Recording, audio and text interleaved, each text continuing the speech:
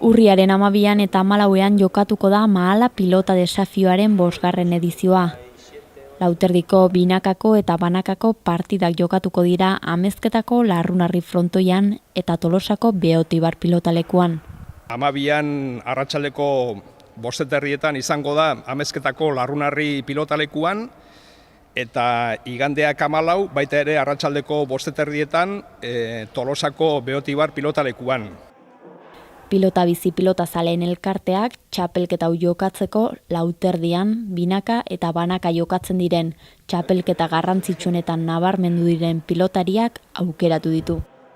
Desafio hau honekin egin nahi dena da urte guztian egon diren txapelketatan gehiena destakatu duten pilotarien selekzio bat. 3 modalitatekin jokatzen dugu bai, torneo nazionalean eta baita desafioan ere. Lauterdikoa, banakakoa eta parejatakoa, ez.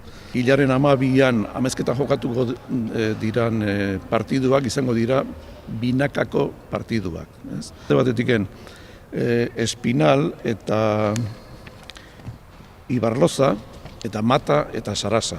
Eta bestetiken Neneko Labaka apesetxearekin eta bestetik Julen Bikuinakin. Uste dugu joko handi emango dutela eta hor irabazten duen bikoteak igandeko finalera 2 bikotek etorriko lirateke.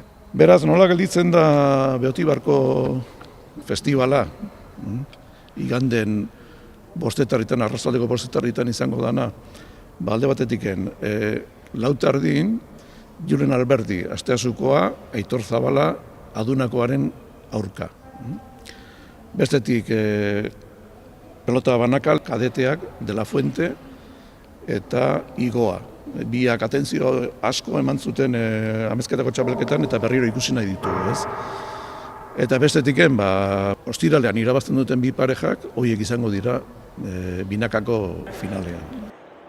Mahala pilota desafioan parte hartuko duten pilotariek txapelketan nola ikusten duten eta dituzten sentsazioak azaldu dituzte Beotibarren egindako aurkezpenean. Hasiera baten oso gorra, ez.